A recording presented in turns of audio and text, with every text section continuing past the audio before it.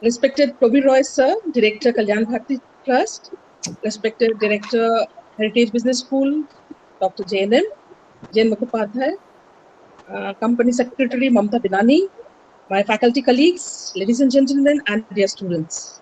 A very good afternoon to all of you. Myself, Dr. Bobby Basu, Faculty Heritage Business School, take this privilege to welcome you all to this webinar organized by Heritage Business School.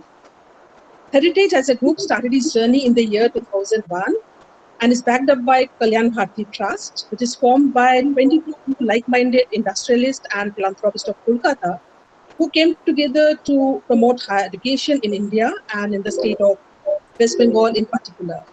Heritage Business School is the management wing of Heritage Group and started its journey in the year 2003. It runs management program and is approved by All India Technical Council of Technical Education and is affiliated to Maulana Abul Kalam Azad University of Technology. Under the visionary leadership of our top management, Heritage Business School has achieved many accolades. To name a few in the recent past, Heritage Business School has been chosen as by the ET Edge, an initiative of Economic Times, as the best education brand in 2020. Also, Heritage Business School has been chosen as the best education brand in 2020 in the East by ASSOCHAM in the 13th Chamber Commerce. Now, at Heritage Business School, apart from academics, we organize industry institute interface sessions on a regular basis, where we invite experts from industry and corporate houses to interact with our students to enhance their practical knowledge. Today we are very happy that we have amongst us Company Secretary Mamta Binani, Advocate Calcutta High Court, and also former President of the Institutes of Company Secretaries of India.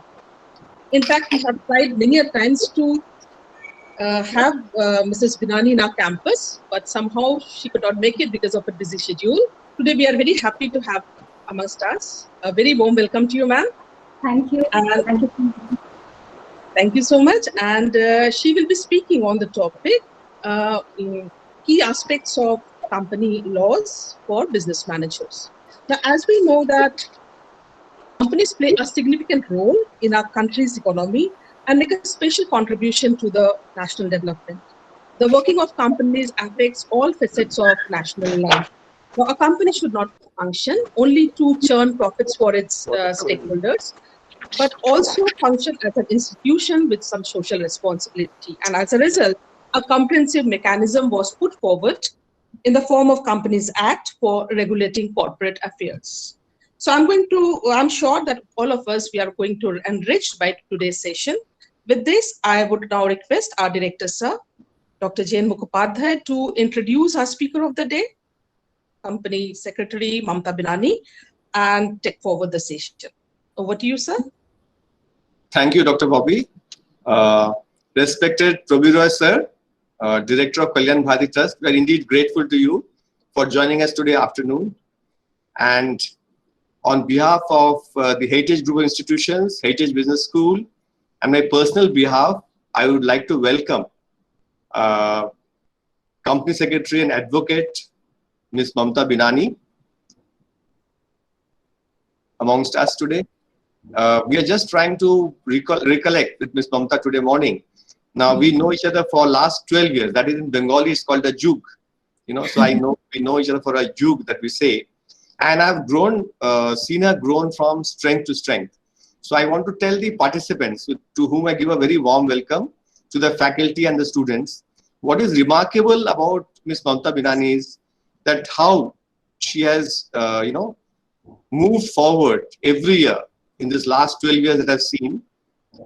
A brief formal introduction of her. When I met her, soon after that, she became the chairperson of the Eastern region in 2010. And then later on, of the Institute of Company Secretaries. And then later on in 2016, she was elected to be the national president of the Institute of Company Secretaries, only to be the second lady president of ICSI in the illustrious history of the Institute of 52 years. Besides being a commerce graduate, Ms. Binani is a fellow member of the Institute of Company Secretary of India, and she's also a law graduate. She was an All India topper in the intermediate examination of the Institute of Company Secretaries of India amongst all the lady candidates.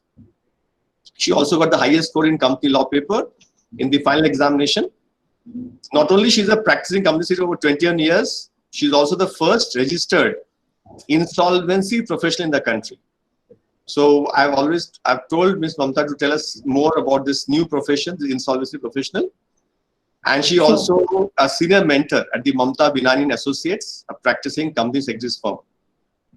She is the vice president of the Kolkata National Company Law Tribunal Bar Association and is the chairperson of the Merchants Chamber of Commerce Legal Affairs Council.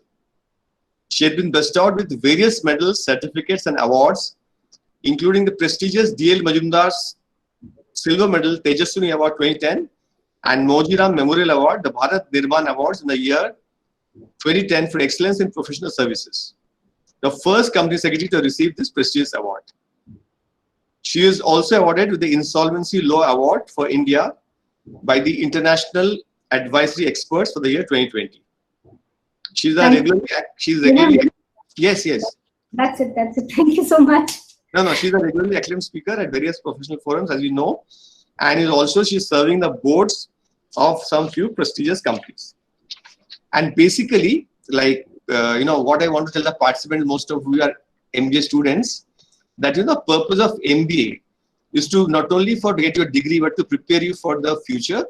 And most MBAs, if they do well, if they work good enough, should try to become a CEO or at least a director of a company.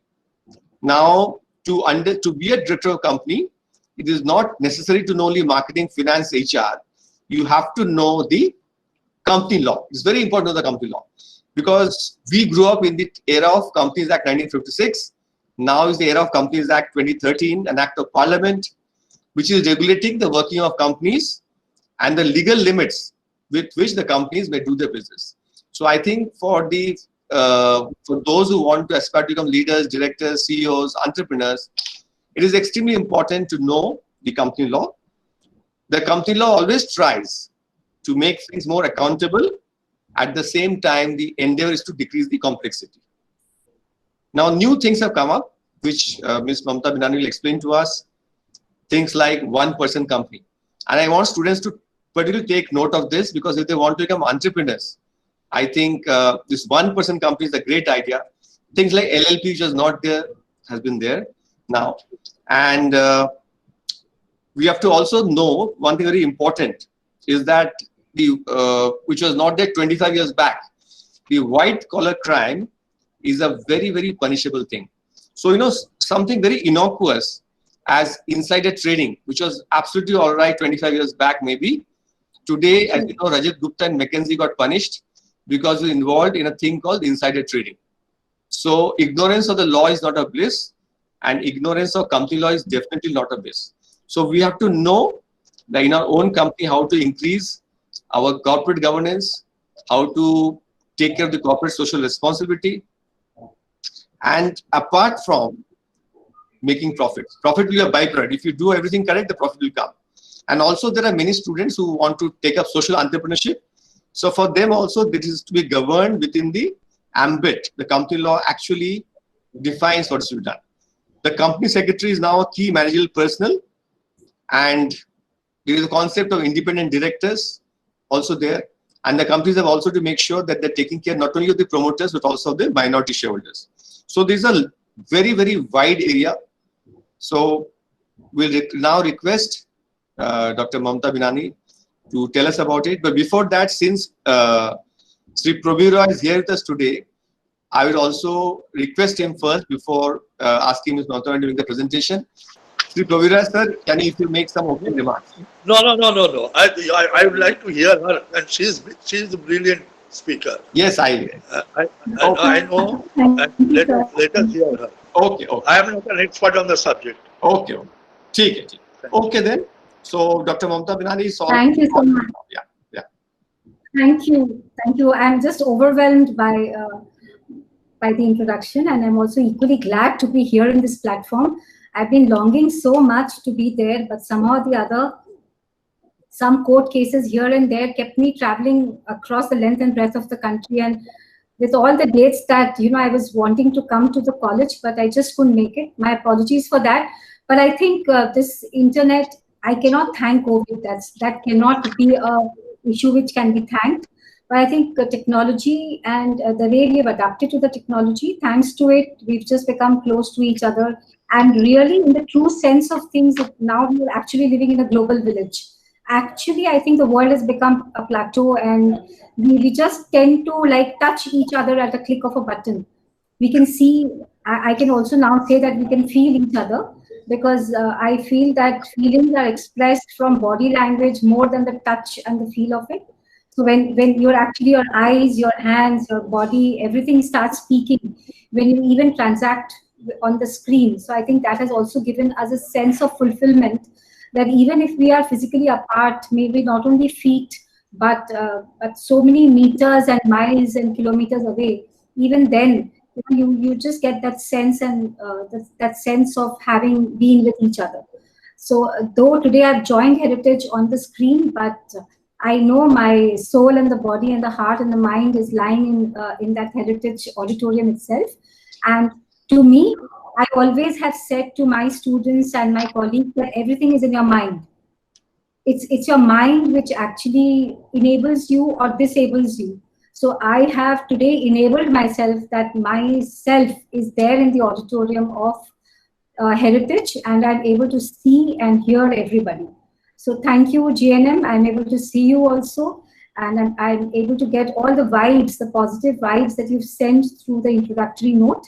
And you have actually said it all regarding the Usage of Companies Act and the whole idea behind having this wonderful piece of legislation, which has actually withered so many weathers, and it still stands tall. We'll talk about it, but let me just do the honors. I also extend my heartfelt thanks to Mr. Probir Roy, very, very senior gentleman. I share relationships with him across few boards, few very prestigious boards, and I feel very overwhelmed to really be in front of him to talk about this Companies Act. And thank you to the management, of course, headed by JNM here, to have invited me to this. Let me straight away go to the subject, and then we'll do a chit chat. As why was it required, and what is it that we are actually looking at? So just give me a moment. I'll just put on my presentation. So, what the presentation is going to do around today is we'll talk about some key aspects of company law, and why was the requirement to have a law? Why was it, and why such a huge piece of legislation was required by the lawmakers? If you see that the Companies Act does not belong to the era of 20s, like for example, we know Companies Act 2013. Companies Act has been there for time immortal. It was there from 1800s. And after which, there was some, of course, there were amendments after amendments. And when there were too many amendments, and due to the passage of time, the aspirations of people were growing. The expectations of people were also changing. And then there was an understanding that probably now, whatever the Companies Act was there previously needs a redo. It needs a complete overhaul. And therefore, in the 1900s, we saw that 1913 Companies Act. Companies Act 1913 was supposed to be, at that point in time, was supposed to be a very innovative piece of legislation. And even at that period in time, 1913, it was supposed to be a legislation which was quite dynamic and modern in nature. So that 1913 Act also withered all these storms of changes. And we saw the next big reform happening in Companies Act in 1956. Now, if you see the year 1956, it means after the liberalization era, right? Not the liberalization of 1991, that's what I'm talking. I'm talking about the post-independence liberalization that our economy saw, that our country actually witnessed. So the 1956 Act, imagine that 1956 Act was living up to 2013, so almost 56 years. 57 years. So a piece of legislation which had really, 1956 had really a minimal rules, regulations, which means that 1956 Act was a complete legislation in itself. So today, since you're reading laws, you know that we have a principal legislation and we have a subordinate legislation. So principal legislation is, of course, the act, the principal act. When we say the principal law or the principal act, it means it contains all the principle driven provisions that, you know, from where do we, why do we need this law? What are these sections going to serve the purpose in the society or in the economy of the country, or be it in the life of the corporate bodies? Okay, so we had the Companies Act of 1956, where the act itself contained the length and breadth of not only the law, but even the procedures. But when we saw 2013 Act, that is Companies Act 2013, we saw that the legislative body had moved. There was a tremendous shift from having one big piece of legislation. Rather than having one big piece of legislation, they understood that it would be very pertinent to have the principle-based legislation and then have the procedural-based legislation as rules or regulations or regulations. And why did they plan to do so is because, and understand this very, very well, because this gives you a perspective. In today's era, what is good today may not be good tomorrow, and what is good tomorrow may not be good even the next moment of the day, because the world is moving so fast, and because now we are integrated economy, there is no boundaries and everything. Because, you know, in the yesteryears, people used to see what the Western developed countries see about 10 years back, India will see today. So now there is no time gap. There is no 10 years funda anymore. It's not even 10 minutes, if I can say so. So therefore, that those boundaries have all become, you know, illusionary now. It's not even there in our minds anymore.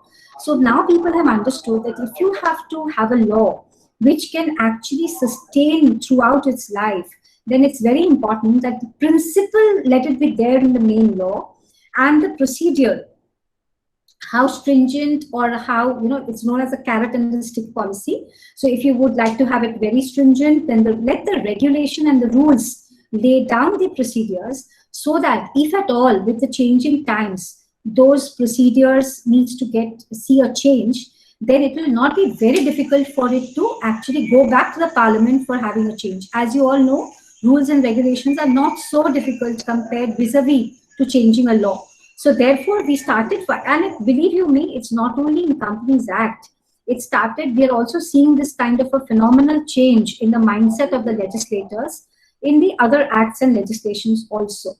But why Companies Act is so important for business managers? Because I am sure you must be aware that companies today are almost 10 lakh plus in number.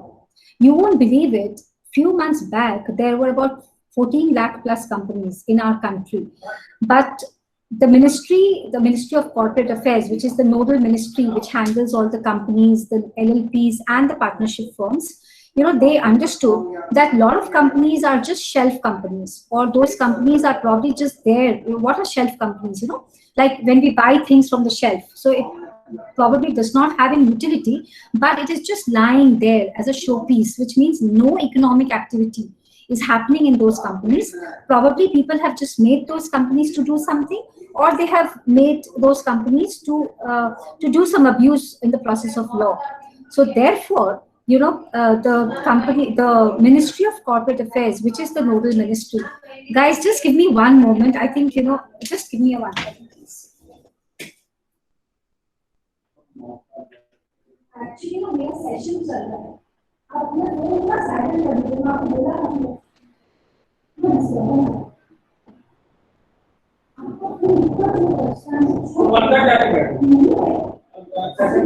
Session बंद करो, आपको नहीं करना.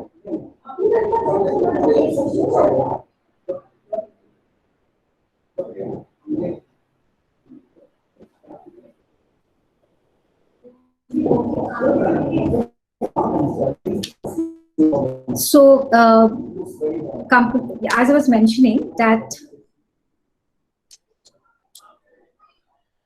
this business managers, so in the, like we were having more than 15 lakh companies.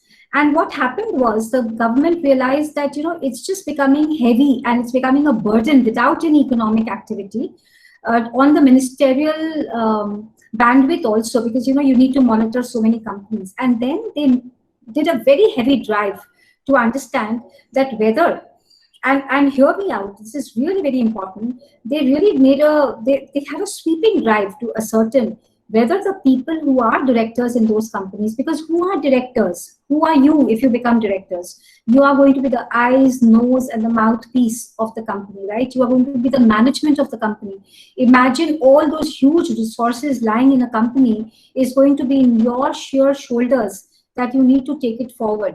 So those directors, the ministry just did a horrific drive, in fact, if I may use that word, to find out whether those persons who are occupying the position of directors are, I hope they are not sweepers, they are not drivers. So which means they wanted to just find out that whether they are actually directors or they have just been given the place of a shadow director.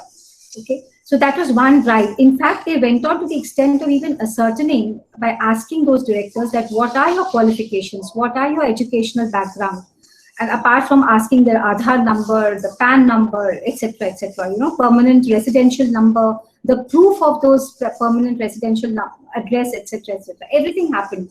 And then there came a time about 6 to 8 months back, and you'll be amazed to note that even our country can do this. Yes, guys, what they did was, they actually, the ministry, they had a sense that probably in one small room, there are 1,000 or 2,000 addresses of companies, which means in one small room, for example, of 100 square feet, there were 200 to 2,000 companies which were operating with the same address. So there is no change in the room number, there is no change in the address, nothing at all, okay? So the government understood that it was more used for a abuse purpose, and therefore what they did everything possible. They asked for address proof in the yesteryears. They did everything what they could, but they saw that the menace is just not cutting short. So very recently, they then came out with an idea which they actually executed by asking us the longitude and latitude of the building in which your office is housed with the help of a Google map. Yes, I know it sounds it's a terrific idea, and it sounds that, okay, it could be good in books, but has it been done practically, Mamta ma'am? Yes, let me tell you, it was done practically, and about 12 lakh odd companies which were there at that point in time actually had to do this. They actually had to tag it with their Google Drive. They actually had to upload all that data.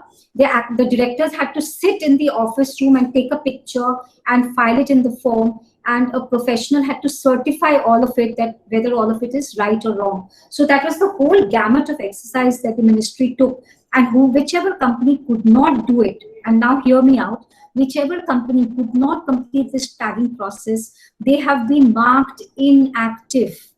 Yes, friends, you've heard me right. They have been marked inactive.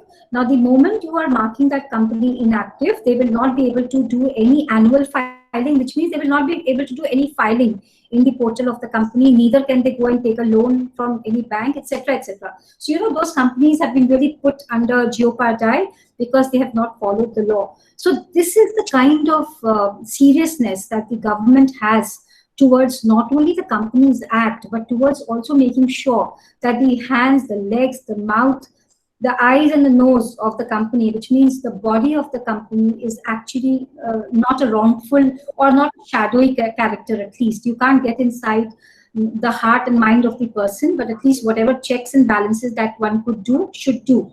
Now, why do you think that our country is so helter-skelter about maneuvering or about controlling the activities of 10 lakh companies? Now, 10 lakh in the entire gamut of 130 crore population is minuscule. So why do you think, the government is so much keen to make sure that those 10 lakh companies, what they have, should be properly governed? 10 lakh is no number at all. But having said so, let me also mention it to you that 10 lakh companies in India is a very big number, and across the entire universe, that across the world, India is the only country which has so many number of companies. And I must also tell you that the largest number of listed entities are also the highest in India. So if you see any other country, they are far behind. We have the last figure that I had seen was about 4,000 plus companies that we have listed in across NSE and BSE. And now that MSME listing will also, how the government has taken up the MSME drive. I'm sure the SMA listing platform will also throw open a lot of companies which will get itself listed. So that way, India is a huge country which is having the largest number of companies on the database of the registrar of companies, and the highest number of companies which are actually listed on the stock exchanges. Now, having said so, it will be very important to tell you that why is it so important for us to actually go through this session, and why is government paying so much of attention? Companies create wealth.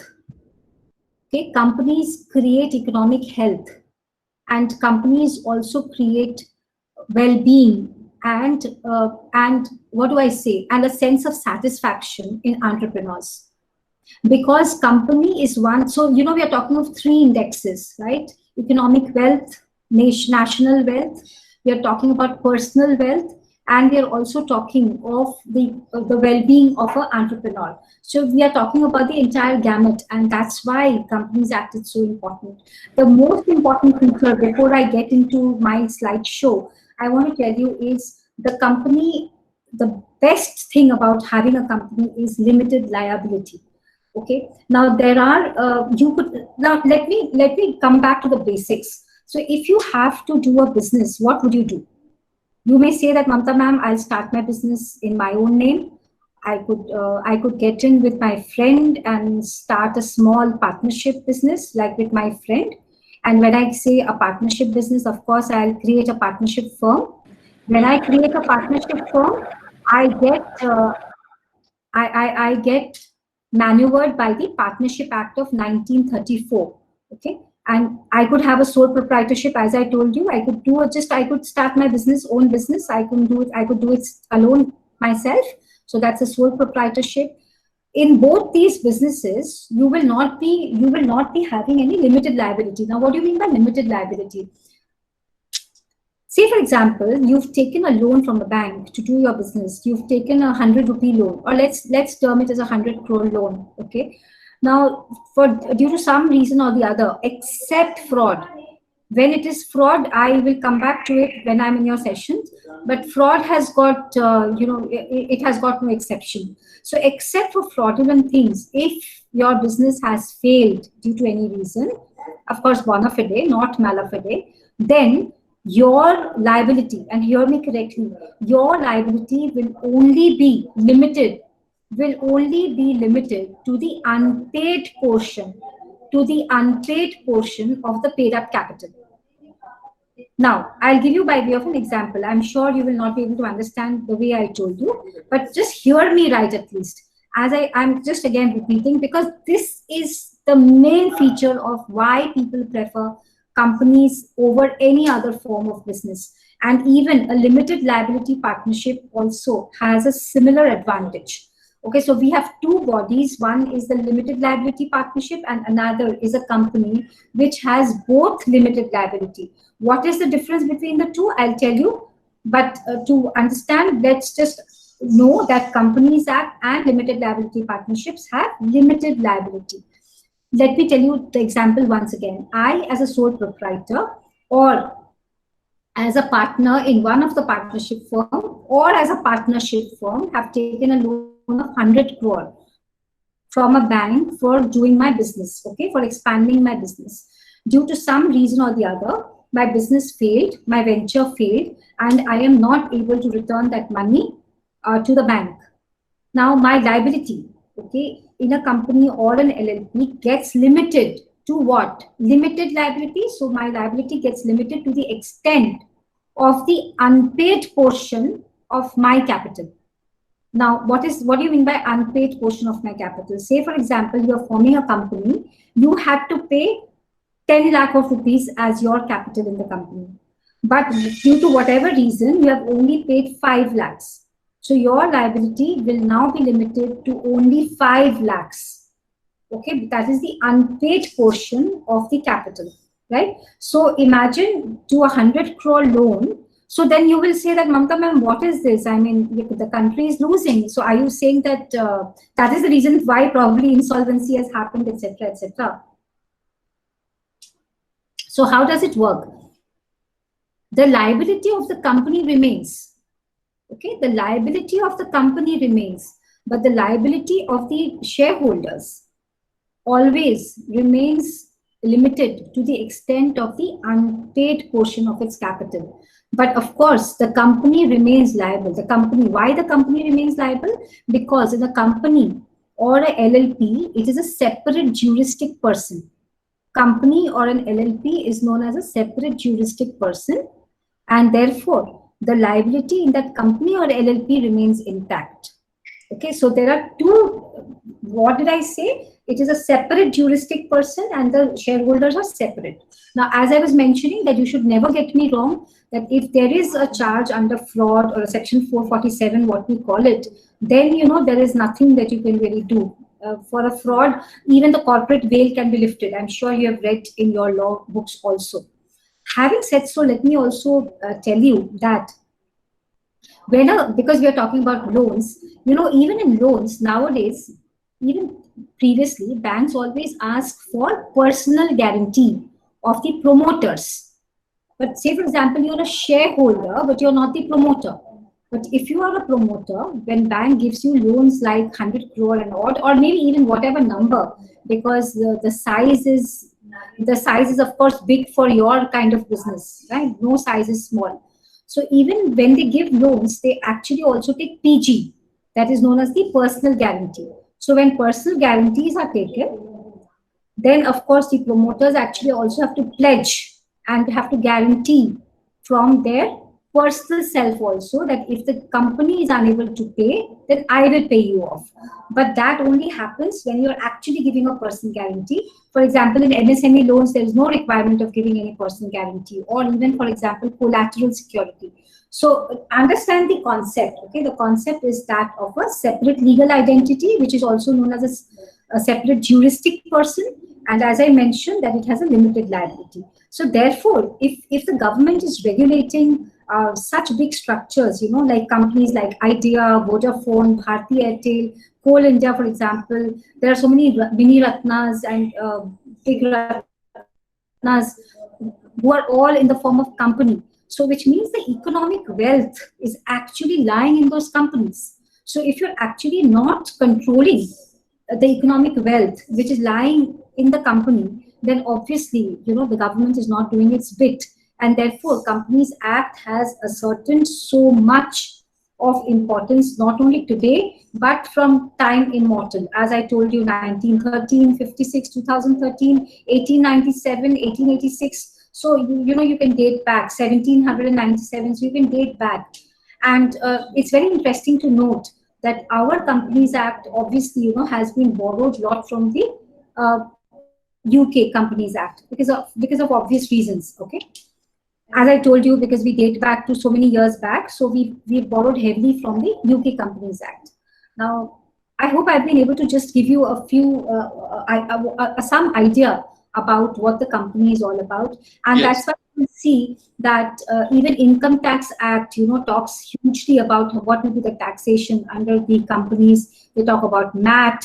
And if you have been hearing Atmanirbhar Bharat announcements made by our Honorable Finance Minister and even Honorable Prime Minister, they have paid so much of emphasis on MSMEs. And now people have also understood, and now hear this very correctly, that even the government wants through GST, I'm sure you've been taught GST in your college.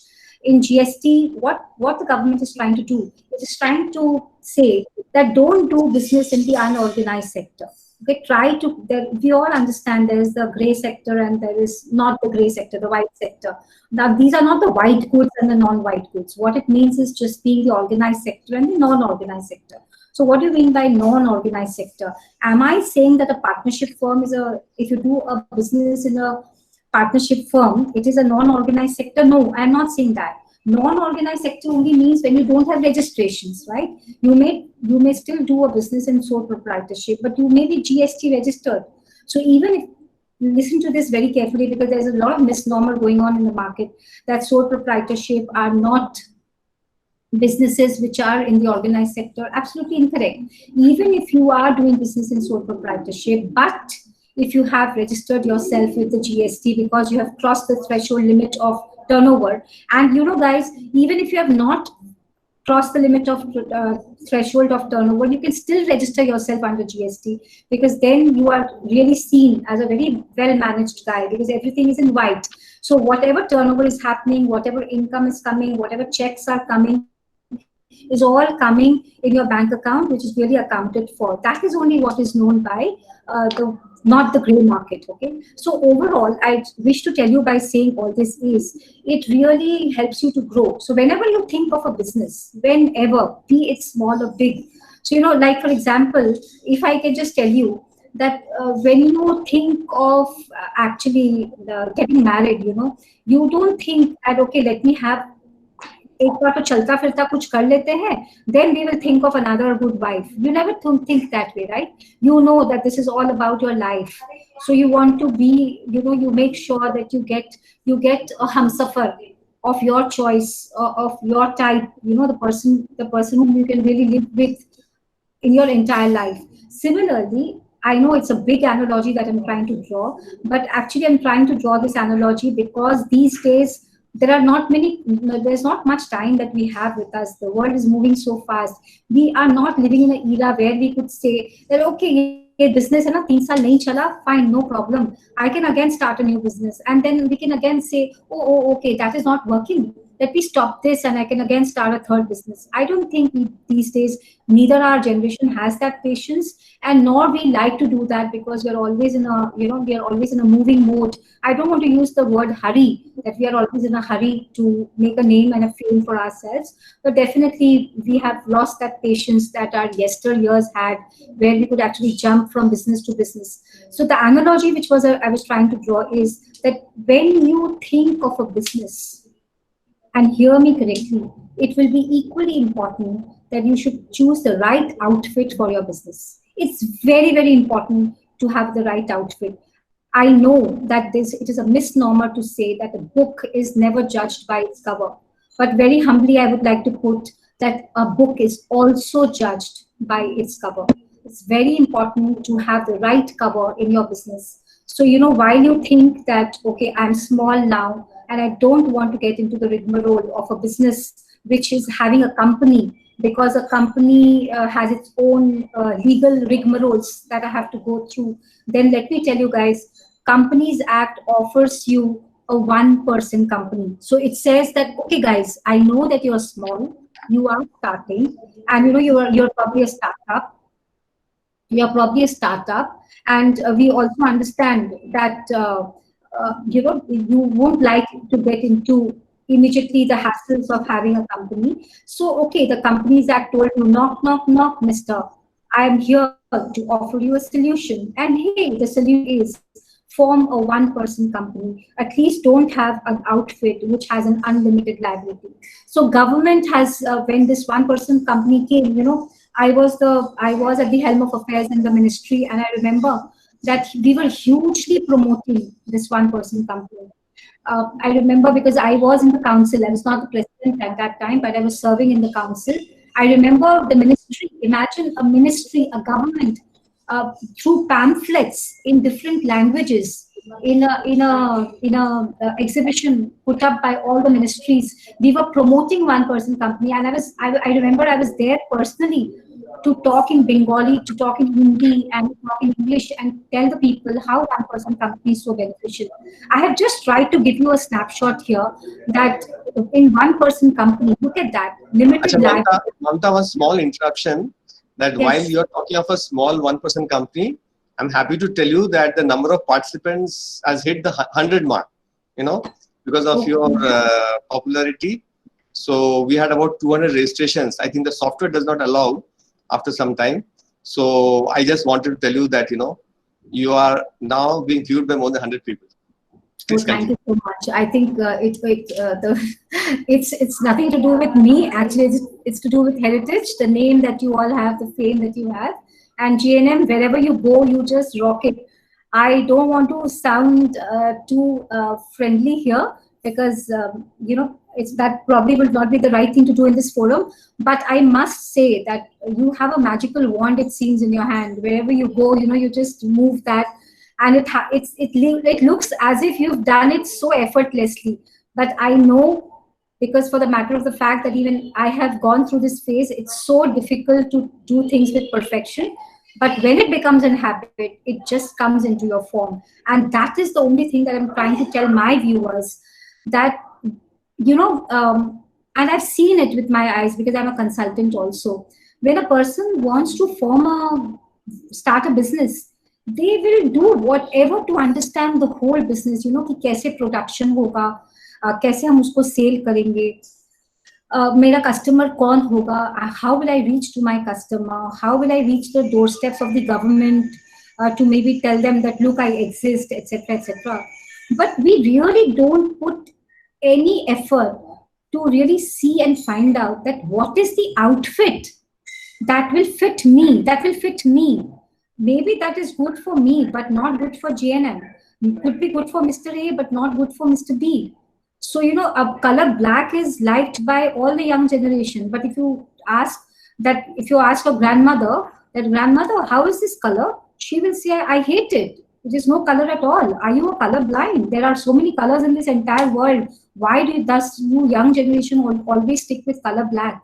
So beauty really lies in the eyes of the beholder. And when I say this, you are the best person to actually understand that what you want, what you need, and then you should go to a consultant to tell them that this is what you want and this is what you need. They will actually tell you what is the outfit that you should get into. Because if you want to do exercise in the morning, you can't wear pajamas and then say that, hey, I'm not able to do well.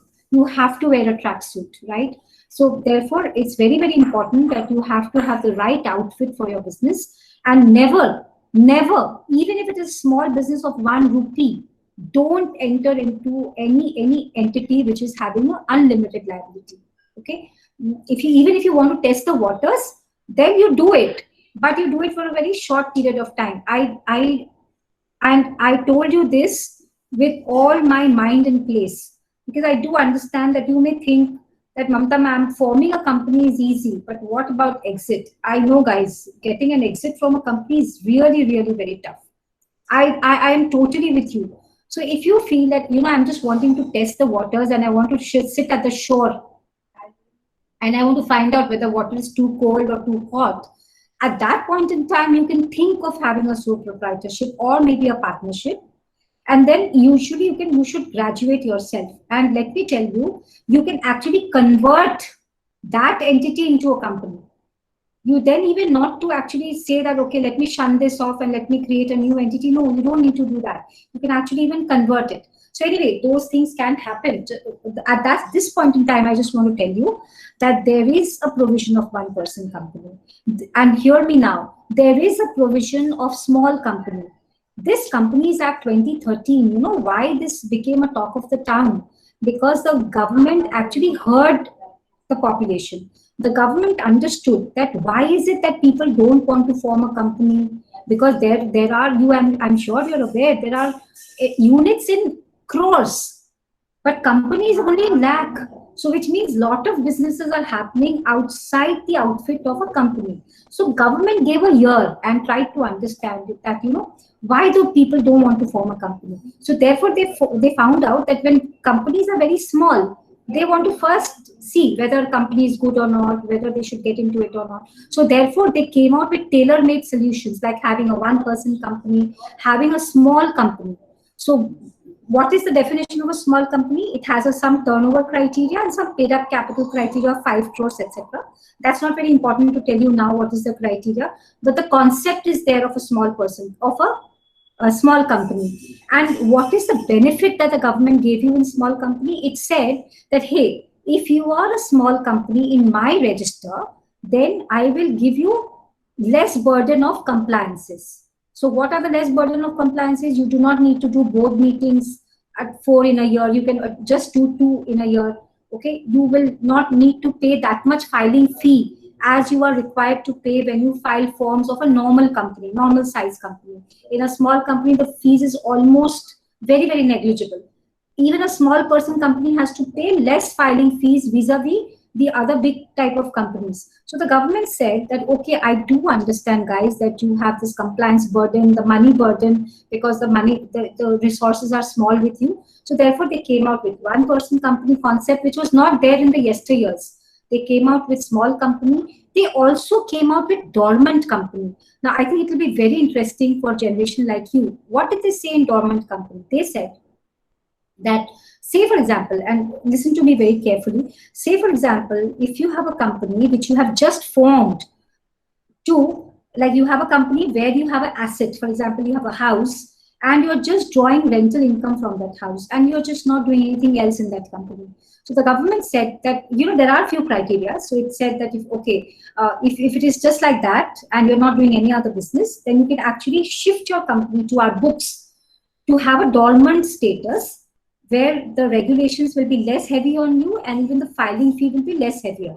And when you again want to become active, then you file a form which will actually shift your company from the dormancy status to the active status. So for example, it also said that if some company is just holding a trademark, for example, or a copyright or a design, for example, and is not doing anything else, then, and if you feel that you want to take yourself to the dormant status, so the government said, I'm more than happy to give you a window of having a dormant company. So you need not incorporate a company as a dormant company. You have to incorporate a company, then see how it is progressing, and then you see that if it fits into the parameters of a dormancy, then you need to just fill a form in the ROC and say that, look, I am a dormant company. And then when you feel that again you want to become active and you're no more dormant, and again, it's like it's not like a volcano. I know dormant, we tend to listen in a volcano. But if you want to become active, you can again become active. So the limited point that I'm trying to drive home is that the Companies Act now gives you a plethora of choices. It's like a Momo, when you go to a Momo shop, there's the same Momo, but you get in different varieties, you get in different prices, and you get in different sizes that suits your pocket and your taste buds. Similarly, in a company also you can do that. I wish to also tell you that there is, in Companies Act, there's a lot of fear psychosis amongst the citizenry, that having a company is like khatre se khali nahi hai. It's like having a white elephant in your house. Now, I will not negate each of it. Yes, it's very expensive to actually maintain a company, but if you are having a one-person company or a small company or a dormant company, believe you me, it's not very expensive. Number two, I just wanted to say that even today, there is a misnomer that if you make any errors while you are adhering to the compliance of Companies Act, you will be taken by your neck. No, there are provisions of compounding in the Companies Act also, where the law says, okay, where the law says, I'll take you to that slide, but then, this is the slide actually I was talking of, that the law says that, okay, if you have done some mistakes, which is, technical in nature, and of course, it is not any with no malafide intention. It has just been a technical error, and it was there in law for you to actually comply, but you have not complied. Then nothing, no jail provision is there with you. You can actually come to me. So who's the me? The tribunal, that is the NCLT, or you could go to the regional director, which means the central government. Let's not get into who does what, but I'm just trying to tell you there are provisions of compounding where you can, what is compounding? You know it very, very well, being students of business. Compounding means doing good the bad, which means that, okay, you rectify your mistake and you go back. Generally, जैसे होता था ना कि your parents used to say, ठीक है, चलो माफ कर देते हैं कि तुमने झूठ बोला, but I'll give you a slap on your face, or I'll give you a beating with a ruler, so that you always remember that you will not do it again. Similarly, in compounding of offenses, the companies are actually just said that, okay, you do the bad the good, you convert the bad into good, which means you comply, which you have not complied, and you pay a monetary penalty, and therefore your offense will be done away with. So there are few provisions for which you can do, and there are few which are, of course, cannot be done like that. And as the going goes, that obviously the non-compounding offences will be the big offences, where the government also understands that it cannot be compounded so easily. So the point that I'm trying to drive home is that gone are the days when, you know, somebody's always sitting with a ruler in their hand, or, you know, a rope in your hand, and just saying that, okay, you've slipped, and therefore I'll just pull off that thread behind your back and I'll punish you. No, nothing of the sort nowadays happen, because even the government understands that bona fide mistakes may happen, and therefore it is compoundable. This compounding of offences was there in the yesteryears also, but if you have been following the newspapers recently, the Ministry of Corporate Affairs have decriminalized, if you may have been following the newspaper, that a lot of decriminalization of offences has happened. So this only means and goes to say that a lot of offences which were falling under the offences proper, you know, within inverted commas, and were not compoundable, now they have been shifted from the non-compoundable bucket to the compoundable bucket. So which means it has become a little simple. So let me just now take you through the slide, because then I'll be able to give you some of the things which may be otherwise lost. So as an entrepreneur or a businessman, you know, you could plan of having a startup where you actually start from the scratch, or you could think of having inorganic growth by having mergers and acquisitions of business. You understand inorganic growth, which means, you know, you want to have a growth quickly, and if you feel that somebody else is also doing the same business very well, and you could draw synergies, then you can actually merge with each other, take over that business, etc., and continuing the family business. So there are a few basic questions that always haunts, if I may use that word, to a business. That is the legal aspect for starting up, employees and workplace regulation, the contractual safeguards, and of course, I think these days the intellectual property is hugely important to be protected. So let me quickly tell you about these four issues, and let me tell you the slides. I've made the slides very light, because heavy slides, you know, somewhere registers. I have always felt that the pictures actually transmit what you want to say. So I've tried to keep it very sketchy and very light, because I want to let you know that it is not heavy. Having a company is not heavy. It's just in your mindset. Tell me something, guys. If you have a partnership firm, or if you have a sole proprietorship, will you not prepare accounts? Will you not have somebody to do the audit of your accounts? You may choose to have an audit, you may not choose to have an audit. That's something different, because in sole proprietorship and partnerships, you have the limit of 40 lakhs, I guess, beyond which you have to actually get the audit compulsorily, and uske niche you may have a choice. So believe you me, it is not tough. It is just in your mind. Okay, and let me tell you some of the benefits of having a company. You can actually claim depreciation. You can actually have all your expenses in your company, and when you have those expenses in your company, you can book those expenses. You know, aap samajhte hain, I think what I'm telling you, that you can book those expenses in your balance sheet, and so therefore, you know, mom, please, thoda sa, just 1 second, guys. Just I'll tell my mother. She is actually, you know, we are just 1 second. Papa, thoda sa, mummy थोड़ा सा धीरे बात करेगा ना. So therefore, you can actually book all your expenses in the balance sheet of the company, and so say for example, if you've earned 100 rupees, okay, and you've spent 80 rupees, so you will be able to book those expenses, and therefore then your gross profit is 20, and then you can actually do provisioning for tax, etc. So your net profit comes to whatever. So having a company in itself is actually a boon, because as per Income Tax Act, you can draw up the profit and loss account. The Companies Act supports you as to how to draw up your profit and loss account, balance sheet.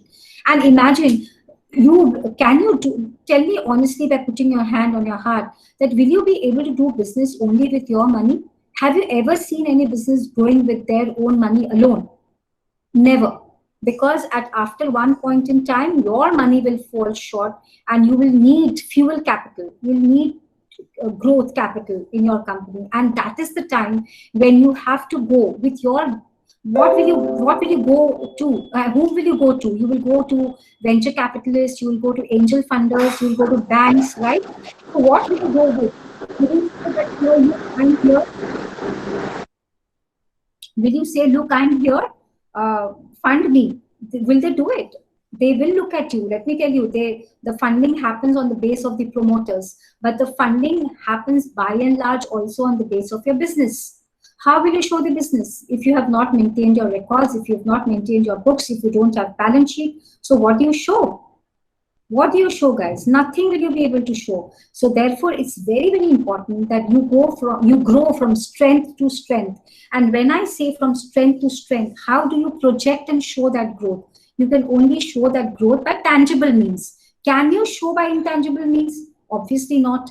So what is the tangible means of showing your growth? By your balance sheet, by your profit and loss account, right? Your balance sheet, your profit and loss account will actually measure your net worth of the company, will measure the asset side of the company, will measure the liability side of the company, will measure the, the order book, the order size of your company. And that is how you will be able to find people who will actually want to walk by your side and say that, okay, I'm here to give you sweat capital, to give you finance capital, and all sorts of things.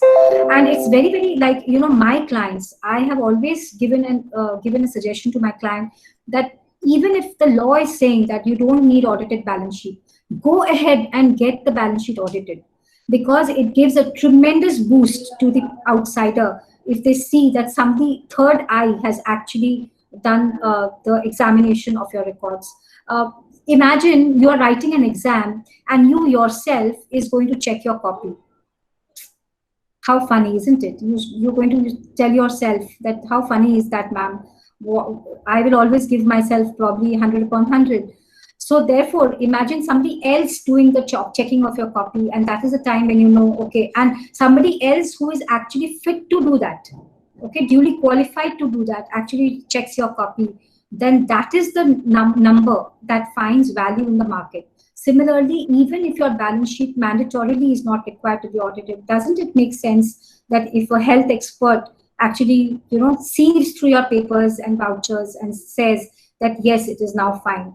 And believe you me, it is not only the question of sieving through your vouchers and papers, it is actually, they also guide you that under what head this expenditure should be booked.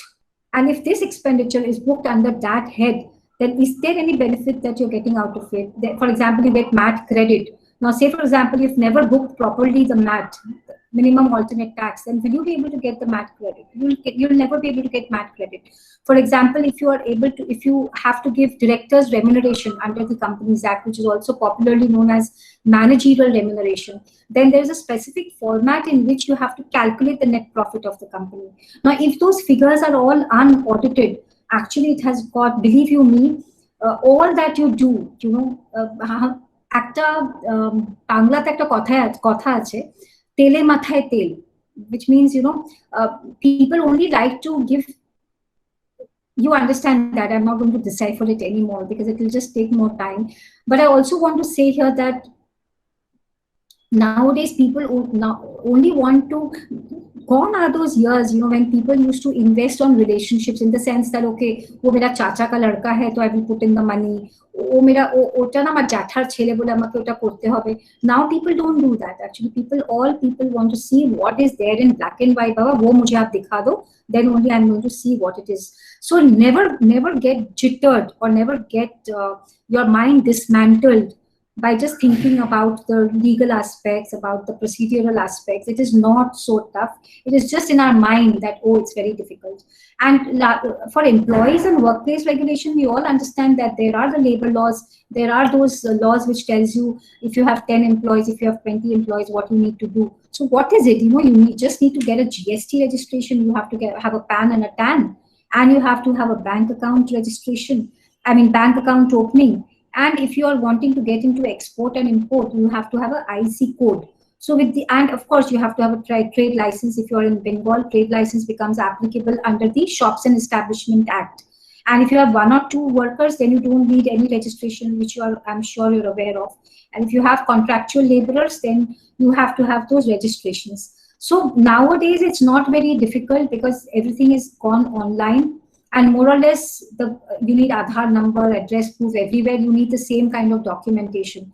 So I don't think it's very difficult, and I have been doing it for hundreds and thousands of my people, and everybody has actually given a lot of blessings to us whenever we have shifted them to this mode of doing business. In the beginning, they tell us that no, no, no, no, no. But when we force them, we guide them.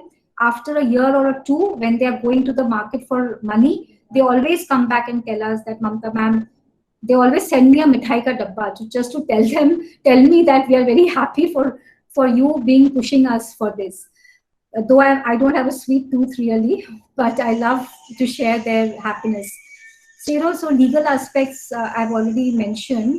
So there are many options available. We have a private limited company, we have a public limited company, we have a limited liability partnership. As I was mentioning that in limited liability partnership, people tend to have limited liability partnership for service-oriented industry. Still for manufacturing, etc., people are always tending to go for a limited company because banks are still very comfortable to lend to the company structure. Okay, so I've just tried to, have some kind of a analysis between a company and an LLP. And there are these, as I was mentioning, that the directors are the eyes and the ears and the nose of a company. So try to get, see this PowerPoint presentation, of course, I leave it with JNM sir and with the school. What I wanted to give you is, I wanted to give you an overview. I wanted to pull out the fear psychosis that one has with this identity called company. So I always believe that in sensitization sessions like these, it's more that I want to leave your mind light, and I want to leave you with a lot of instigations in your mind. Okay, that's some rays of hope, and okay, that you get excited to understand more about it.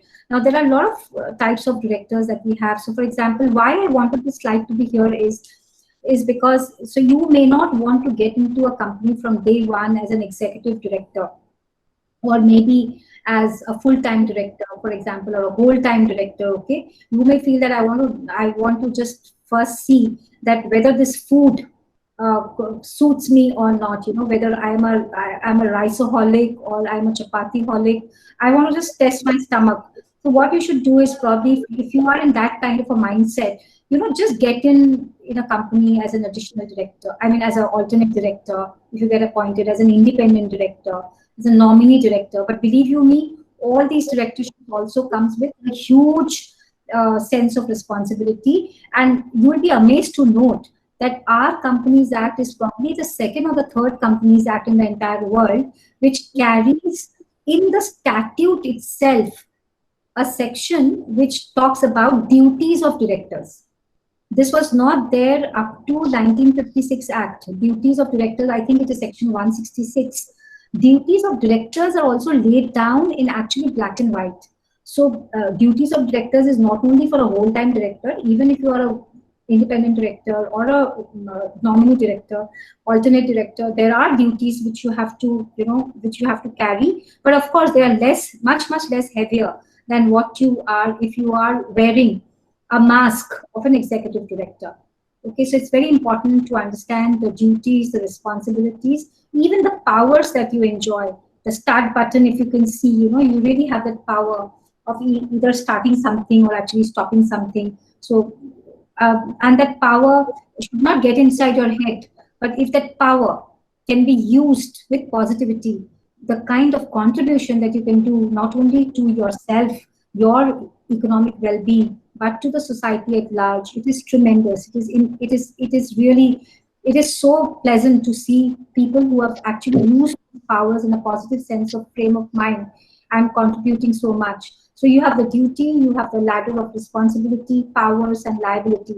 And though my figure here is showing one ladder at a time, but believe you me, all has to be balanced, and all have to be balanced and juggled at one single point in time.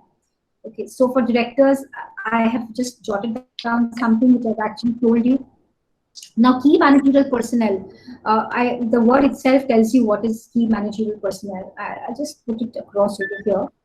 Key managerial personnel. So, as per Companies Act, these are the officers who are coming under the gamut of key managerial personnel.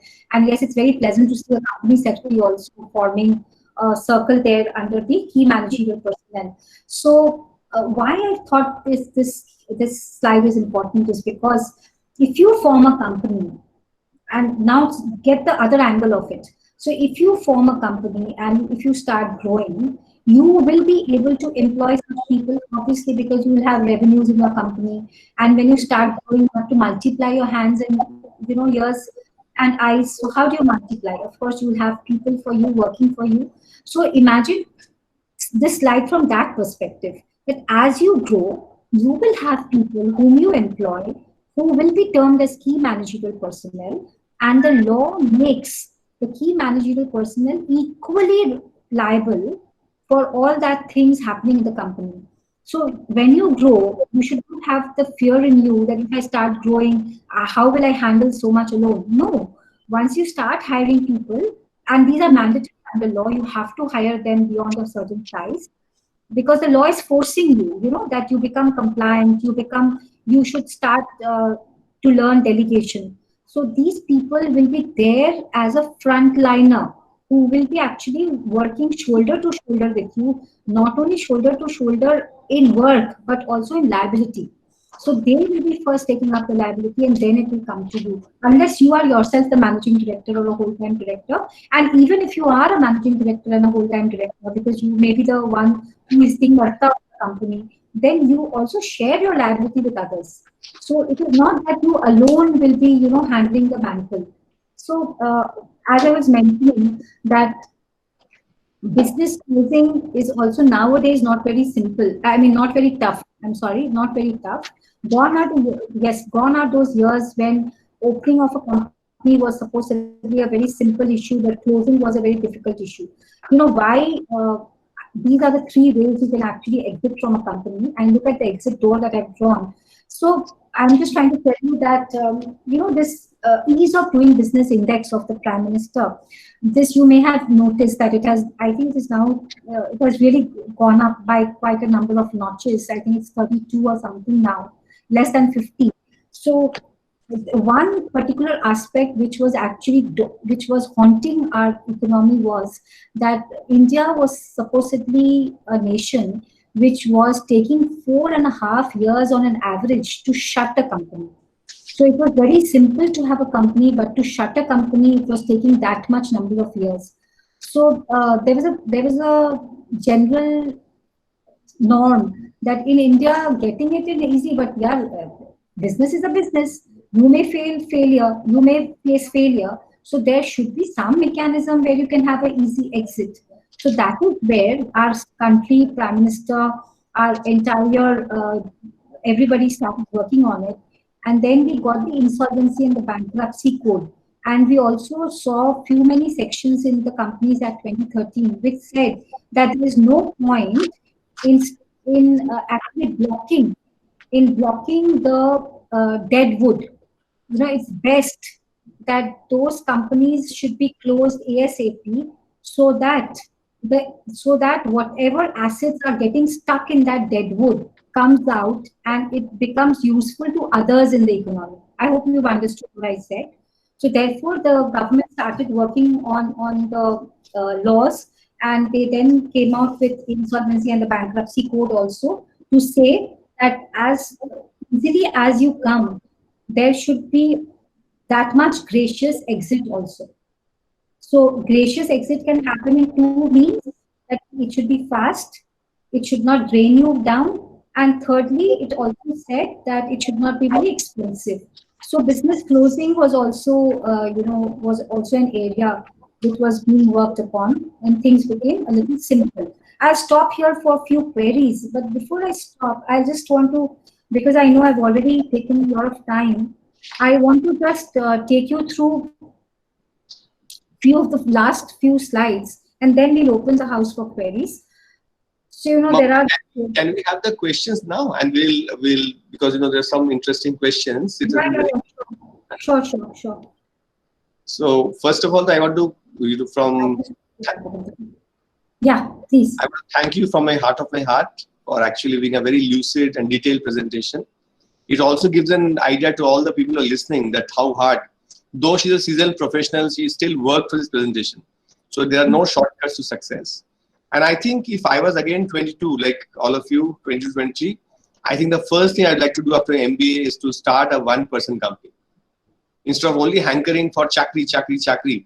You know, there's nothing like starting your own company, trying out your own ideas, or even after you work for 2 years, at least have that plan that, you know, even if you get a job, most of you have got jobs in the final year from campus interviews, take up the job, but you must find out what's your calling. The campus job was just one of the jobs which you have got, is not the job. So find out your calling, and I would urge you to actually try and form a one-person company or actually LLP with 1 or 2 of your friends and try out an idea. If it doesn't work, you can always come back to a job. That's the easiest thing. Chakri. Chakri means Bengali is naukar. You know, you're just looking for being a naukri. Karuka naukar hone ka. तो और एक चीज जो उन्होंने बोला है बहुत important है कि you know you cannot, if you're just a one person as a proprietor, you cannot go very far. You need to actually have a balance sheet, or get it audited, get your GST number, even if it means a legal rigmarole. I think it's important that there should be no fidelity issues with you. People should feel that you're above board. It may be, you know, if you want to make quick money, then it's okay to be a one person, you know, to make hera pheri isko bolte hain. But agar aapko, if you want to leave a company like Tata's, the Aditya Birlas, the Birlas basically, which live a 100-year-old company, like, you know, General Electric, 100-year-old companies, then you have to be very much above suspicion. It totally should be, people should say you're a very honest guy. So honesty is still the best policy, even in 2020. And will remain so for the next 1,000 years also. Because if you're not honest, if you don't comply with the law, we should not even think, we should think always of complying with the law and the company law in letter and spirit. Never think how to bypass the law. It's okay to plan a tax, but not to evade the tax, you know. You should never try to evade the taxes. You can only plan your taxes. So, and the beauty of the whole, this company law is that it's a separate legal entity and there is limited liability. So if you start your business with, let's say 50 lakhs rupees which you have, so your liability is limited only that. Don't go by what the Hindi movie show. You know, sab ghar wal you know, aisa kyun hoga? So aisa nahi hota hai in today's law. I think the government is also trying to do a lot of steps, as any government would do, to make sure that an entrepreneurial culture is there in the country. And that's why I had requested our friend Ms. Mamta Binani to actually put a lot of focus on this one-person company, because the company law is so vast. Just to tell you, friends, that suppose you become a finance director and you're talking of cross mergers and acquisitions, but you do not know the company law, that will not happen. Just business valuation is fine, but again you have to understand company law. So it's so pervasive, right? So I think Ms. Binani, you need to come to a campus as soon as it opens. Yes, yes. You know, like, so interesting. This was like the trailer, I would say, just the trailer. So you have to see the full movie. You know, there's such a big dimension. You know, we have got the IPO, the clause 14 listing agreement, the private placement, what it means for us, the sweat equity, how can you motivate employees by giving sweat equity? As you said, working shoulder to shoulder. So while the person works shoulder to shoulder, when you give him sweat equity, when he feels, okay, I will also get equity in the company. So there's so many, and it has to be done in the, you cannot just do things arbitrary. It has to be basically guided by the company law, right? So one question has come up, very interesting question. I think Shintama Day is also posing some questions. You can also just tell me what question she has. Who? I beg your pardon? There's a student from first year, Shritoma Day. I just quickly saw that showing in my screen. Yeah. They're asking in the chat box. I'm just trying to read out for you. This is a very technical question. Kirti Nayak is asking, will it be possible for a fledgling but high-performing subsidiary to offer a loan to save the loss-making mother company? So it's more a technical question. Is it possible for a subsidiary company to give loan to save its loss-making mother company? That's what she's saying. I don't think they can. So Companies Act 2013 does not allow a subsidiary to give a loan to a holding company, is what I recollect. Maybe I'll just check it through once. That's fine. Actually, one more thing, if you can just elaborate, you have used 2 words, additional director. Ovirup Dey is asking additional director, and then you also have independent director. Can you tell us what are the qualifications required for additional director, independent director, and how does he go about it basically? See, for being an independent director, nowadays you have to actually even appear for an exam. Mm-hmm. So, just about, I think in February 2020, the government came out with a circular where it said, as I was telling you, the crackdown that the government did. So the government became very wary of the fact that pata nahi kaun ban raha hai, directors, etc. So they actually even had a strategy where they said whoever will now become an independent director will have to appear for an exam, get a certificate of a pass certificate of that exam, have to procure minimum 60% marks, and only then that person can become an independent director. Okay, so as a degree, you could be anyone. You could be a mechanical engineer, you could be a civil engineer, you could be an MBA, you could be a CSCA, or you could be a graduate. So there are so many number of companies in India, and each company has their own main objects. For example, somebody is an EPC company. Okay, somebody is a company which is working in the medicinal side. Somebody is an Ayurvedic company, okay, producing Ayurvedic medicines. Or marketing company, somebody is a trading company. So they have their own way of selecting directors. Somebody may not need a person who's from a legal background. They are looking for a person with a marketing background as an independent director. So that independent director comes with his own sense and guide the board that what it is best to do. Because sometimes what happens, why do you need an independent director? For corporate governance, etc., of course.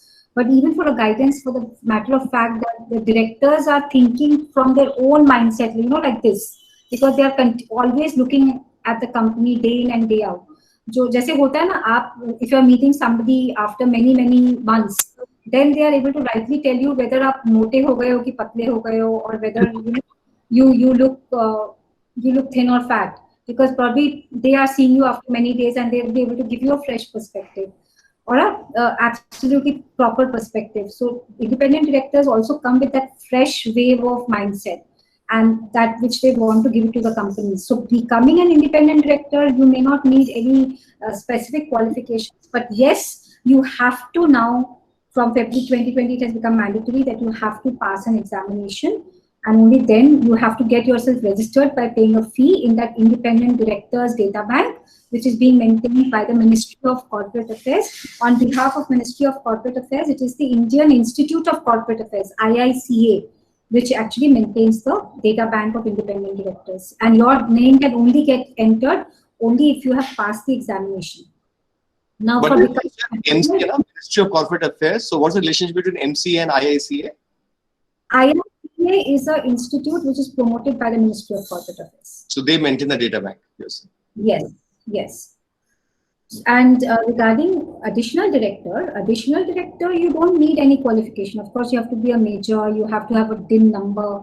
Okay, generally additional directors are directors. What are additional directors? Additional directors are actually directors. What do you mean by additional directors? Why is that terminology? That, say for example, from between one AGM to the next AGM, your company has seen the heavy need or the dire need of having a director on the board. You can't wait till maybe for the next AGM to happen. So in between the two AGM, and if you feel that there's a dire need of having another director, then you can appoint that director. That person who gets appointed in the middle of the year is known as an additional director. He's actually a director. When the time he gets appointed in the middle, that is the time we tell him as additional director. We get his appointment done as an additional director. So he's like any other director. An additional director could be executive, could be non-executive. And Anirban Majumdar, first year student, is asking, is it likely that the Act will be further amended to include provisions that may boost the idea of vocal for local and self-reliance? Do you think any amendment is required for promoting this? Not in Companies Act. See, local Companies Act will not be so much touched here. Anyways, can the government stop FDIs? And will they like to stop FDIs? Obviously not. Okay, they are just going to make sure that the countries probably which are what do I say, for the neighboring countries with whom we share land or borders, for example, those countries and enemy countries, like not exactly enemy, but government has already laid down in black and white that when it comes from Pakistan, etc., what are the nuances that one has to really see. Apart from all that, tell me something, FDI will never stop. Okay, so therefore, in Companies Act, what do you regulate? You regulate in what form the capital can be brought into Indian companies. That is what it is being regulated. It is not regulating the manufacturing side of the company. Right. So therefore, Atmanirbhar Bharat, or maybe for what you just said, I don't see much changes happening in companies. Yes. It will see a lot of changes happening in MSME Act, which we have already seen. MSME Act has seen a sea change. We have seen how the turnover criteria has also got added, and how now people say that almost 99% of companies will be inside this. Okay, the MSME criteria. So it is actually, I mean, there a lot of churning will happen and is happening. And for this 1% company, are the requirements of minimum net worth, minimum this thing, something, other minimum requirements are there for a 1% company? No. 1% company only, the very important criteria is there can be only one member. Directors can be more than one, but member there has to be only one. But no minimum paid up capital, etc.? No. Nowadays, even you can have company with 1,000 rupee capital. That's great. Achha, Amrita Nayak, first year student of ours, is asking a question. Amrita, it's a very nice question on entrepreneurship. Would you like to ask yourself, Amrita? Is your audio video on? Yeah, before Amrita comes, JNM, I want to also tell you that nowadays company formation happens in a day. I must tell this this beautiful gathering you have joined, that we are forming companies in 1 day, 2 days, and you won't believe it. The PAN number, the GST number, everything, you can get it in one go. You don't have to go from window to window. That's a real ease of doing business. Real ease of doing business. Okay. What about LLPs? Can they also be started so fast? LLPs also? Yes, LLPs also starts very fast. And the filing fee in LLP is very less. LLPs, why people fear LLPs is because if you don't do filing on time, then the additional fee per day is 100 rupee penalty. So, 100 rupee may look very small, but when it gets accumulated, it becomes very big. Of course. Actually, if someone is wanting to act as a management consultant, okay, is it still good for him to be a 1% company, or he can just be a management consultant? He can just be a management consultant. No, it is still good. Actually, I'll tell you what, nowadays, and let me very candidly put this across.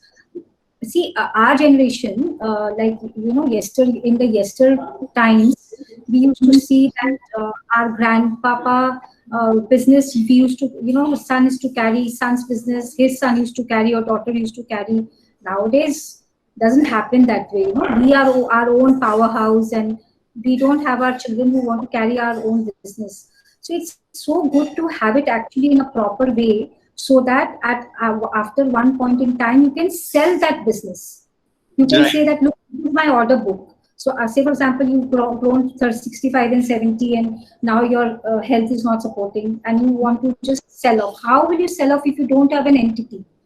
You can otherwise, it's so easy. If you have even a small entity like a 1% company, you can just sell it off and make money out of that.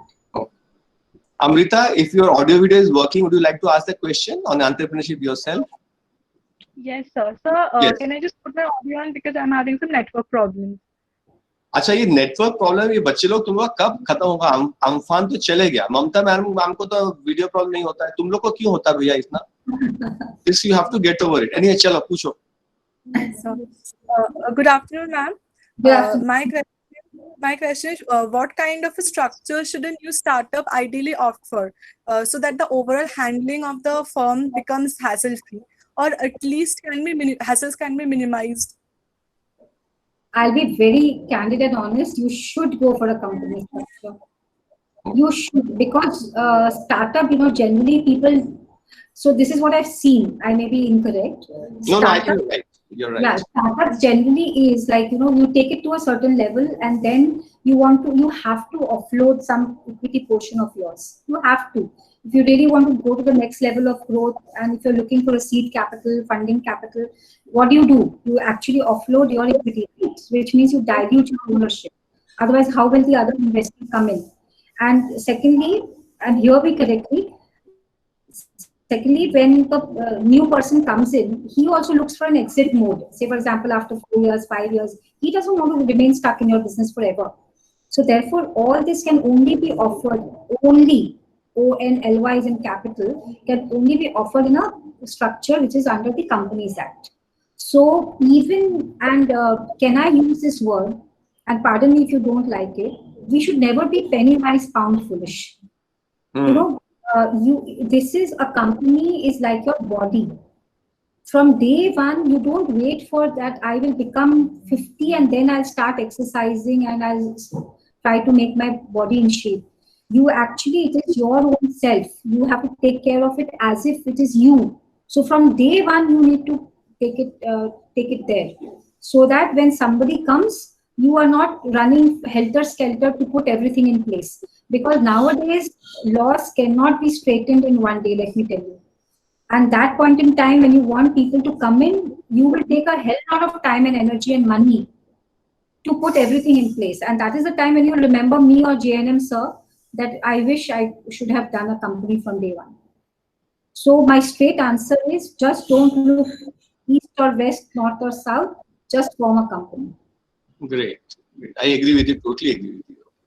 Acha, our faculty of HR is there, Dr. Shoma. Dr. Shoma, would you like to ask something? Anything which is you want to know, though you're an HR teacher? Yeah, good afternoon, everybody. Am I audible? Video on, Dr. Shoma, or you can just be the audio, whatever suits you. Whatever suits you. Yeah, ma'am. Yeah. Is it, am I audible? Yes. Please ask, yeah. Okay, ma'am. Thank you for the wonderful session. And it's really nice and interactive. Just want to, what are the things that means if I want to make a list, means if a startup company wants to make a checklist before they start their company, what are the checklist? What are the things that they must write in their checklist? These things that I have to make, I have to do all these things. A checklist for the startup. Okay, let me give you 10 pointers. In the diary that he has started to write, he should first write that who will be the directors of the company. So which means, is he started alone, or he thinks that no, I need my friend, or I need my father, or my wife, or my whatever, to move hand in hand with me. So he should first jot down that whom he wants to be in the management structure. Okay, because it's not easy to share power. It is easy to share responsibility, but it is not easy to share power. Secondly, he has to jot down that what is the ownership structure, whether he would like to keep the entire ownership structure with him, or whether he would like to have shared ownership structure. Okay, am I making sense? Yeah. Yes. Okay. He should also understand that, of course, what is he wanting to market? He wants to manufacturing, he wants to market, he wants to get into the service industry, he wants to get into the techno industry. And when he has done that, he should do a research that in this kind of an industry, what is the norm? So for example, why am I saying this? That if somebody is in a service sector, the general norm is forming an LLP. Then probably we will not go for a company, we'll form an LLP. So, once his sector is decided, that is a time when some more research needs to be done as to what is the outfit that will suit him the best. And then it is very, very important to understand, very, very critical, that at what stage would he need a bank loan? Okay, because that is very important. A bank will not want to give a loan to a unlimited liability structure. I'll tell you why. In company or an LLP, whatever charges that gets created on an asset, because bank will give loan to a company, or tar binimoy o kichu to nebe as a charge or a hypothecation. Sure. That charge hypothecation in a company structure can be filed in a public forum. So everybody in the public can see that his asset is mortgaged, which facility is not available in a partnership or a sole proprietorship. So therefore, banks are very comfortable because the world at large gets to know that don't transact in that asset of that company, because that asset is already mortgaged with me. Yes. So if somebody is transacting at his or her own risk. So therefore, banks are very comfortable to have a company structure. So therefore, this startup, as you were asking me, has to understand that at what stage he wants to go for a funding, be it from a bank or be it from a private sector. And most importantly, there are many other things, but very importantly, it would be that what is the mindset of the promoter? You know, I tell you, mindset really, really matters. Some people would just say that, okay, I'm just trying to do something, I'm not sure. And somebody would say, no, my entire focus is here, my heart lies here, and this is me, this is my baby. You know, if somebody is so serious, then we will you should always suggest that from day one, go for a company. But if somebody is dilly-dallying and just want to test the waters, but doesn't happen that way, But I think, Mamta, the famous story of Julius Caesar, who always used to win, is that, he crossed the sea with his soldiers, and as he entered the attacking kingdom, he just burned the ships. And he told his soldiers, now you can't return, so you have to win. So I think you can only succeed when you put your heart and soul. Even if you want to if you want to join Colgate or a Procter & Gamble or a Unilever, and you want to succeed in a multinational, you have to put your full thing into your job. I think this half-hearted or unhearted ways in which the Bengal culture is, that is why Bengal is not succeeding. We have to put our heart and soul. It has to be like whether rain or sun or whatever. Yeah. Achha, Dr. Rimu is our economics teacher. Dr. Rimu, since you are here and you lead the entrepreneurship cell also for our college. So Dr. Rimu, directly from you, any question? Am I audible? Yes. Yeah, good afternoon. Madam, and thank you for wonderful and very informative session. Dr. Rimu, I think is getting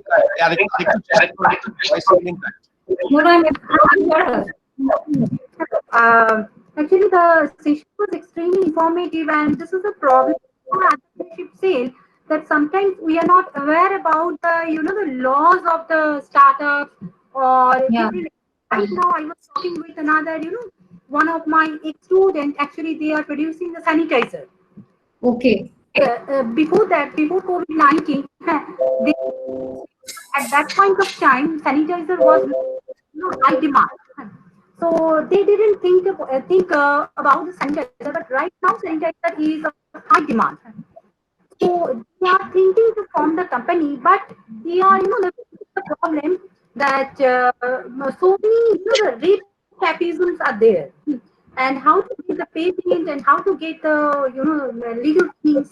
So they are facing a lot of problem. And just now, just before your session, he was talking with me, and right now that sanitizer is at a high and we are producing, but how we will be getting into the process.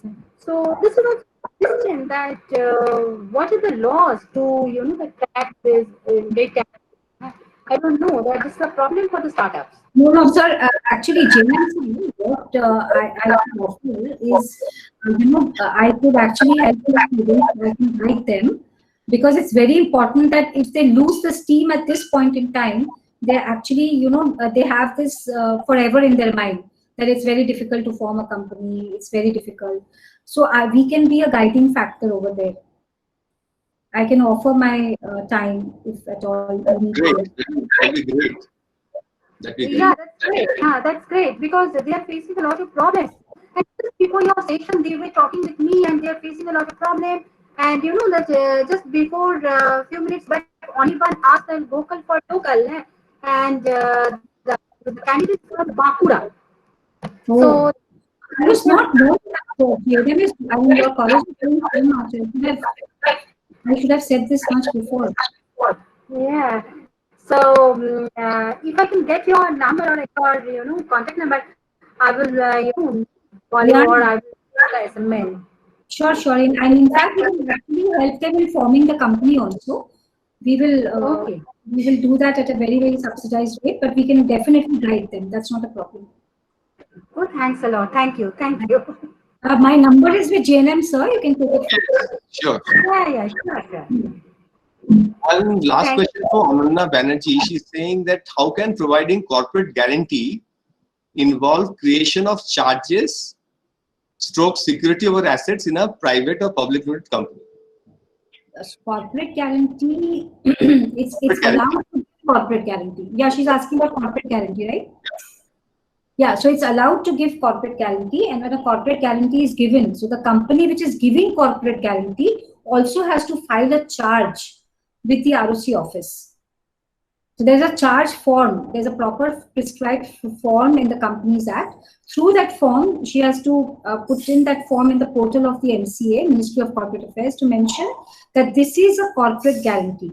And in that form, she also gets to write that up to what extent this corporate guarantee has been given. So for example, the parent body may have, may have taken a loan of 1,000 crore. But if they have this, she can also write that my corporate guarantee is only up to the extent of 50 crores, just for an example's sake. Okay, and if they doesn't write anything, then it will mean that it is for the complete full 100 crores. So there are these mandatory options available in the Companies Act. Mamta, ma'am, this is about 1.5 hours plus, and some students either because of bandwidth and some people, their internship is going on, but they have still joined. So today, Mamta Banerjee, we have to leave you today with, but we'll definitely with a thing that maybe we should have a sequel. Like these are all good things have a sequel. Dhoom 1, Dhoom 2, Dhoom 3. So we should have Miss Binani sequel 2. We'll have, and when the whole institute opens, you are coming. Not only your soul will come, but also in you'll also come for ekdam, right? All elegance and thing will come. So may I now ask our other teacher, Mr. Abhilash Shah, to read out the vote of thanks, formal vote of thanks to her. So I had a 3-minute video, and yes, we can have that. But tell me that if there are students there, then only this video will actually make a lot of sense. Are there students? What we can do is that like this presentation, you can send us the video. Yeah. And we'll send it to them. Okay. Perfect. But if you can play it, there's a 3 minute. We can play it right now, if it's possible. No, I'll send it across. I'll send it across. Let them see, because this will really give them a lot of motivation. There are 3 types of people in this world. Watch this video to find out which one of the types of people you are and what that means for you. So the first type of person is called a stressor. The stressor is determined. The stressor wants to get to this goal. They start taking action. They start moving towards their goal. They start saying, okay, yeah, I'm getting closer. And then at some point, they hit what we call a plateau. So what do they do in order to move to the plateau? They stress out. They literally go, oh my God, okay, how do I do this? Should I try this? Okay, maybe I try this. Okay, let me try this way. Okay, everyone else, get out of my way. Eventually, they have a breakthrough. So they're off again and they're off on their journey and they're working really hard until eventually they hit another plateau. They repeat the pattern and they continue to stress out. Now, the good thing about the stressor is that they have a lot of perseverance often, so they do actually achieve their goal. Yet, if you're a stressor and you're seeing this pattern within yourself right now, ask yourself, is this really the most sustainable way to live your life? So the next type of person is called the dabbler. And so just like everyone else, the dabbler takes massive action and off they go. They start going for it. They start getting closer to their goal. And then eventually what happens? They hit a plateau. Now, here's the thing. The dabbler does something a little bit different to the stressor. The dabbler gives up. And the dabbler says, you know what? This actually wasn't for me. That's not my thing. I didn't really want that goal. You know what? I'm going to try this other thing over here. And so they start something new. And off they go and they start something new and they're working towards their goal, and then eventually they hit a plateau. What happens? The dabbler says, that wasn't my thing either. In fact, watch me do this. I'm going to make it like this. Here we go. And they start out and they start doing this new thing, and you see how the pattern keeps repeating. Now, the sad thing about the dabbler is that often they don't actually achieve their big goals because they're constantly restarting something new in a hope that maybe one day they'll make it. And then there's a third type of person. This type of person is called an achiever. And this person does something quite different to the stressor and quite different to the dabbler. So the achiever starts off and they start taking massive action, and off they go. They're moving closer towards their goal, and then what happens? You know the story. They hit a plateau. Now, what's different about the achiever is that they do not stress out at this point in time, and they definitely do not give up. The achiever does something different here. Step number one. Please hear this well. The achiever firstly stops. They stop. Secondly, they reconnect with why they want to get to this big goal. It's in those moments of the plateau that they reconnect to the big reason that's actually driving them to the goal. Step number three is that the stressor finds someone who has either gone through this plateau or who has helped someone go through this plateau before. And when they find that person, they tell them, look, I'm going through this plateau right now and it's hard and I'm struggling and I'm overwhelmed. And that person, that mentor, that coach who's been through that before says to them, oh, listen, achiever, I remember that plateau. Here's what you need to do. Stop doing this, start doing this, stop doing this, start doing this. The achiever says, thank you so much. And they go and they take action and off they go and they get closer to their goal. And then what happens? Just like every other human, they hit a plateau. But once again, they follow the steps of the achiever instead of stressing out and instead of giving up. And what this means is that the achiever not only reaches their big goal, they do it with ease. So the big difference between the achiever and then the other types of people is simply that the achiever follows in the footsteps of the people who've been there before. I know for many of you, you've maybe associated with being the stressor or being the dabbler. And I want you to know that people are not their behavior. People are not their behavior, and you have a choice right now as to which type of person you choose to become. So if you're choosing right now from this moment to become an achiever, comment below and let me know that you're committed to being an achiever in this world. Thank you so much. It makes a lot of sense, actually. Yeah, I think I'll wish our students to be achievers, to be entrepreneurs, to be and LLPs. Okay. Mr. Avinash Acharya, your vote of thanks, please. Our vote of thanks. Thank you, Professor JNM, for this opportunity. So good afternoon, everyone who's present out here. So it is my privilege to have been asked to propose this vote of thanks today. It's an amazing occasion. So I, on behalf of HBS, would like to extend a very warm, heartfelt thanks to our esteemed speaker, Dr. Mamta Binani, for her important insights and her opinions that she shared with us today related to Companies Act 2013, its history, and its many layers till date. I must also mention a deep sense of appreciation for Shri Pradeep Agarwal, CEO of Heritage Group of Institutions, and Shri Prabir Roy, Director of Kalyan Bharati Trust, for their unending support and inspiring us at HBS to organize such beautiful webinars. I wish to express my gratitude to Professor Jain Mukhopadhyay for taking such great initiatives and encouraging all of us to participate in interesting learning activities like today's webinar on key aspects of company laws for business managers. Additionally, I'm also very grateful to Professor Bobby Basu, Ms. Suhasini Chaudhary, and Mrs. Namrata Sen for their immense efforts in looking at the nitty-gritties of the arrangements for this webinar.